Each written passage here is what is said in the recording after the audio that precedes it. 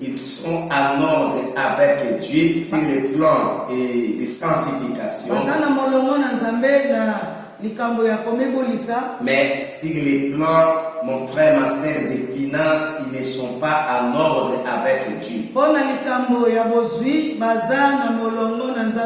Les autres pourraient se demander pourquoi c'est par le Saint-Esprit que les hommes ont parlé de la part du Seigneur. Non, c'est à force de poser des questions. Pourquoi enseigner et se baser sur une même enseignement pendant tout un mois? À chaque fois qu'on cherchait à stopper avec l'enseignement, le Saint-Esprit nous poussait encore.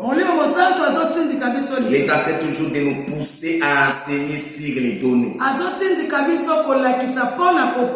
Ce n'est pas avec les tensions de la mendicité, mais nous voulons vous positionner pour être en ordre avec Dieu sur les plans financiers.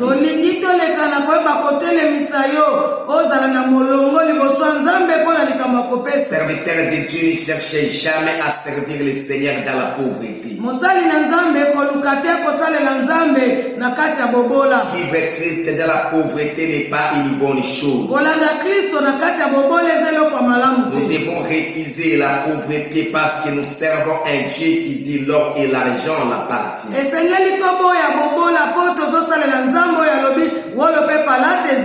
Mais toi tu peux mourir pauvre si tu ne sais pas ce secret, alors que Dieu lui-même n'est pas pauvre et il n'aime pas la pauvreté.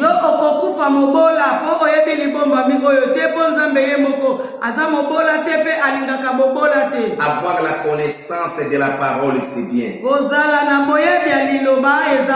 J'aime ça et d'ailleurs c'est un signe des temps de la vie. Délivrer les personnes, c'est bien. J'aime ça parce que Christ dit l'Esprit de Dieu est sur moi, il m'a ouvert pour libérer les captifs.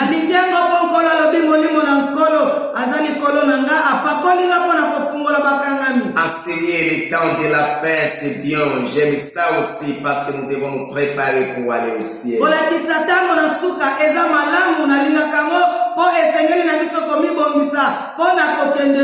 Prophétiser aussi c'est bien parce que nous avise des choses qui pourraient nous arriver.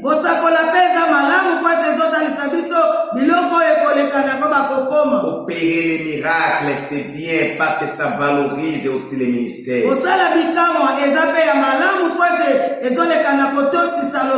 Mais ce qui est encore très important, mon frère, ma sœur, nous devons savoir que les choses de Dieu ne marchent pas avec la pauvreté.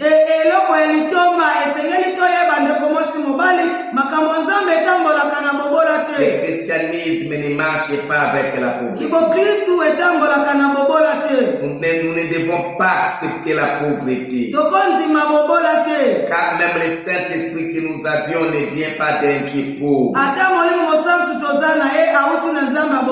Je me rappelle lorsque je suis encore locataire. Vous allez louer une maison avec un commissionnaire. La maison, la maman m'avait fixé de payer $200 par mois. Je lui ai dit je ne serai pas à mes pour le moment. La maman a rigolé. Il me dira à moi, j'exerce mon ministère dans le combat spirituel et j'ai pris à la borne.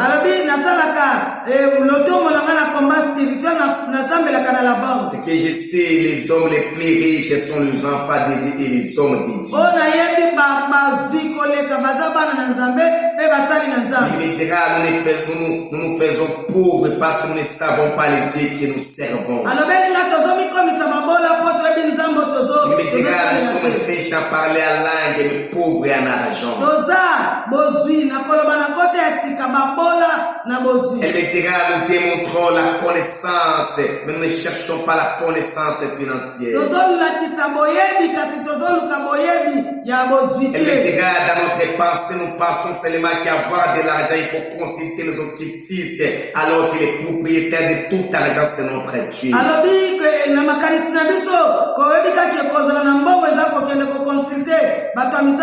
Elle m'a compris, c'est les pierres en disant, nous croyons que le Saint-Esprit que nous avions nous aide seulement à parler à langue.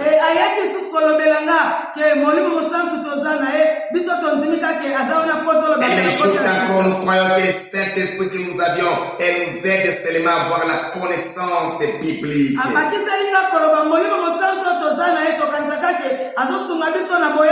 Elle m'a ajouté en disant, nous croyons que l'auteur des miracles, de tous les dons, rien que le Saint-Esprit.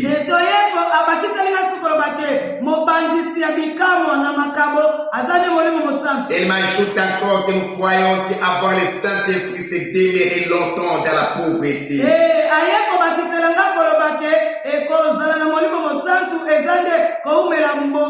Elle va parachuter pour me dire, pasteur, le Saint-Esprit que nous avons ne vient pas d'un Dieu pauvre, mais elle vient d'un Dieu riche.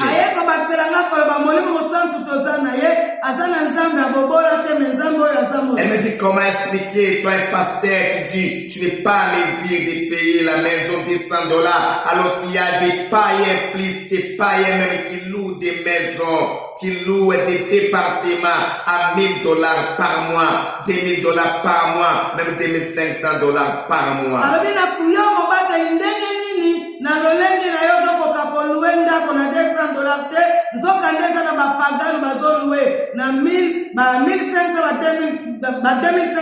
Elle me dit, allez dans des boîtes et tu verras comment les païens sont en train de dépenser des dollars, pas par mois, mais par jour.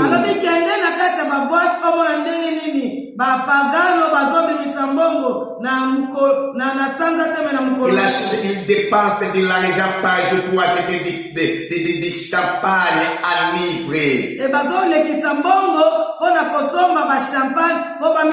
Et comment un Dieu puissant, un Dieu d'amour que nous servons pourrait nous observer longtemps à demeurer dans la pauvreté.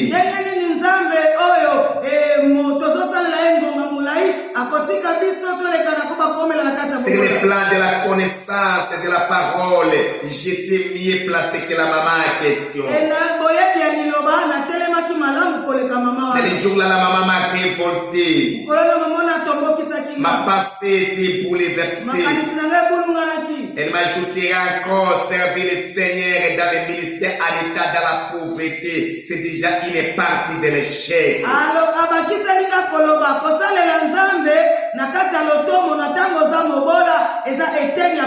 Car l'évangile que nous servons est gratuit, mais l'évangélisation n'est pas gratuite.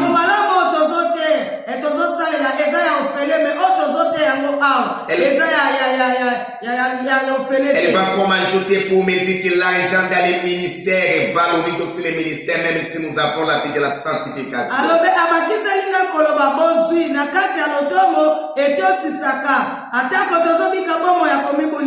Elle me dit vivre la sanctification c'est mieux, mais si vous ne savez pas qu'est-ce que vous allez faire et avoir quelque chose pour accompagner les ministères, vous serez obligé de m'enquérir de vos fidèles, des membres de vos familles, même de l'environnement.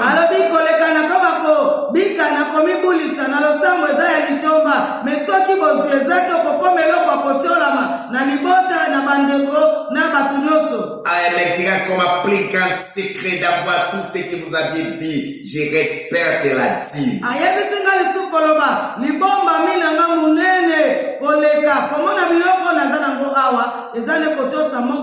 J'ai des maisons partout. Tu m'as toujours enseigné à la radio, la Bible, la notion du tabernacle, le retour de Jésus-Christ. Mais aujourd'hui, tu te retrouves devant une païenne et maman qui t'enseigne sur les données.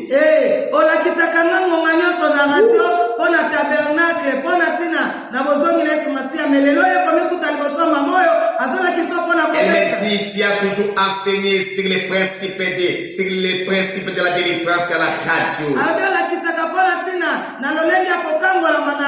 Elle m'ajoute encore, je suis combattante des combats spirituels.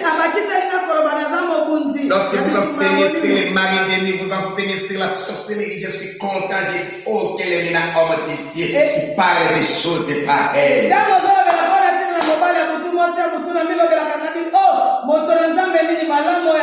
À Avec le niveau de la connaissance que j'ai, de la manière où je te connais, je ne pensais pas un jour si on se rencontrera avec toi et tu me diras que tu ne seras jamais à mesure de payer la maison de $200 par mois.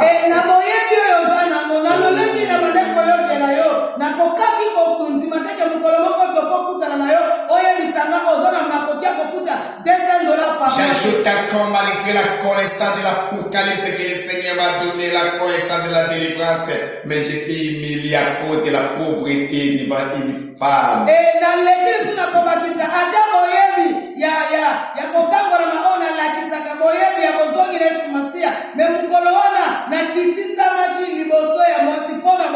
La pauvreté donnera aux gens des mots de parler de n'importe quoi sur toi. La pauvreté donnera aux gens l'occasion de se moquer sur vous, même s'ils ne sont pas à votre niveau de votre niveau spirituel.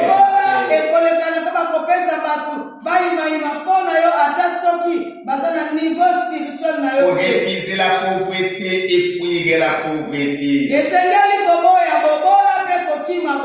Il faut résister la pauvreté. Il cherchait à combattre la pauvreté. La pauvreté, c'est un géant très petit. On ne les chasse pas seulement avec la spiritualité.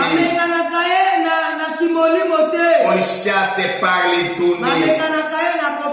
La pauvreté, c'est la malédiction plus que la malédiction dans la vie.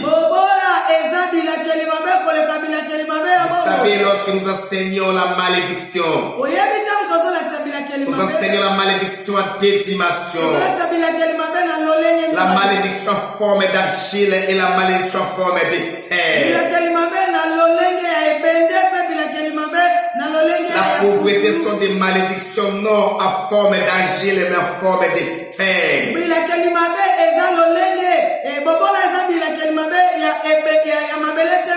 La pauvreté sont déjà des malédictions qui résident toujours des années dans la vie des hommes.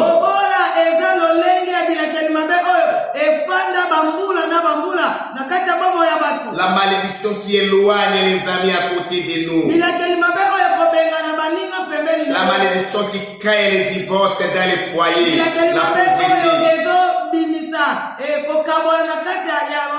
La pauvreté la malédiction sont déjà des méthodes qui nous troublent psychologiquement. Beaucoup de gens ont abandonné la Bible et ont rejeté la foi à cause de cette malédiction appelée la pauvreté.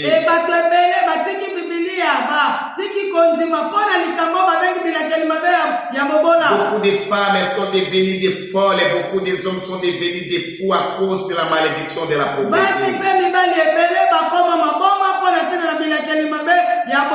La pauvreté nous engloutit dans nos propres. Nous sommes les chrétiens des temps de la fin. Nous avons servi le Seigneur à ce temps. Où les moments étaient tellement difficiles. Nous sommes au temps de l'église de Laodicée. Les Laodicéens n'ont pas servi le Seigneur dans la pauvreté. Les Laodicéens ont servi le Seigneur à l'état riche. Raison pour laquelle vous allez même remarquer au départ, les églises avaient des tam-tams, des babous et tout consort. Mais actuellement, il y a des châteaux et des amphithéâtres. Nous avons besoin des instruments et des sonorisations. Laodicée n'a pas besoin de servir le Seigneur dans la pauvreté. Nous sommes les chrétiens des temps de Laodicée. Je répète encore, je ne prêche pas Laodicée dans le domaine spirituel, mais je parle des chrétiens de Laodicée dans le domaine physique, qui nous interdisent à servir le Seigneur dans la pauvreté. À Laodicée s'habiller bien. À Laodicée, il construisait des églises comme il faut. C'est les plans spirituels, Laodicée était mauvais. Le les plans physiques et les plans spirituels.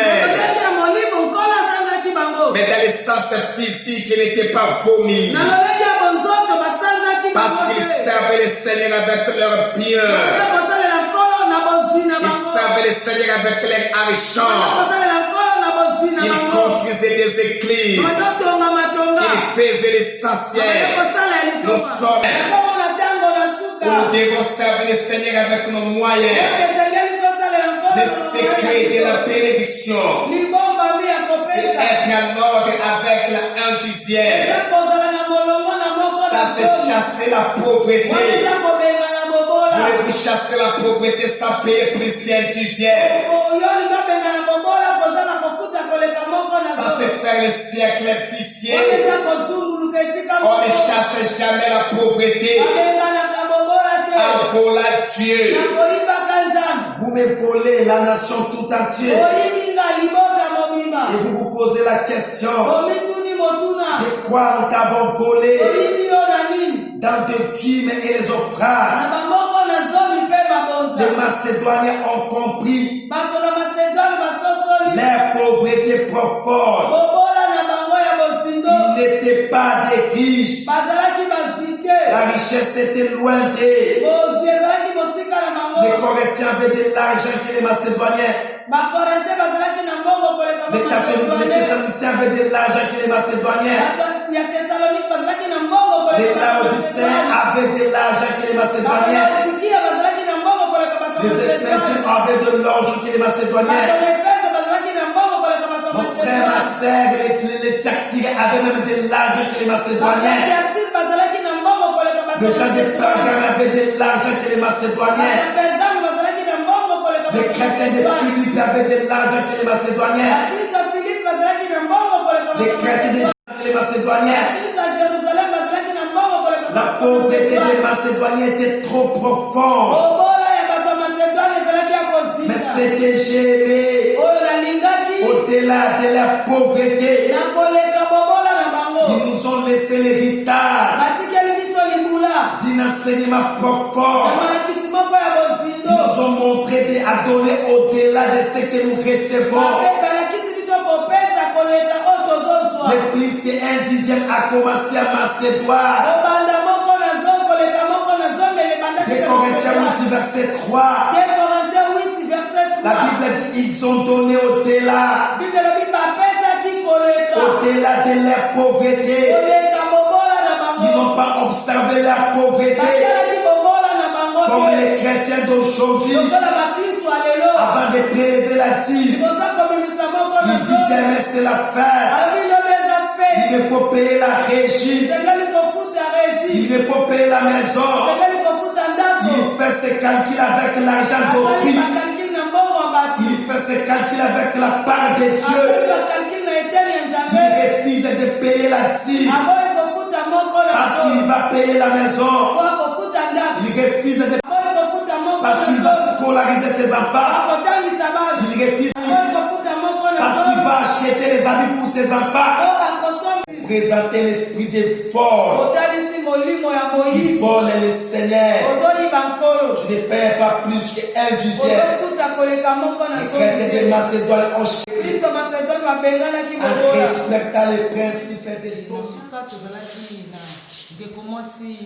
Marie Monga Mikane Meli et tosungamaki pe na ndeko na biso die amis oyo azwi bilili biso koza na posa nango okoleka na kokuta ye eto na masini tozalaki na ndeko na biso Paulin Zongo liboso ya elobeli ndeko mwasi wa bino mikolo nyonso oyo bolingaka bosepelaka na ye mingi Dr Clémentine Meli nzambe apambola biso nzambe asala biso bolamu banimero ya telefone après émission okobenga na 085 99 19 419 85 99 19 419 tobengi biso na 082 30 83 506 082 30 83 506 eza ba numéro tozosala yango mpona bapel kaka ba numéro wana tosalaka yango na WhatsApp et puis ba numéro wana tosalaka yango mpe na Orange Money na Facebook soki ozana posa au soutenir émission oyo financièrement au continue de contribution na yo ekozala pe ya kitomba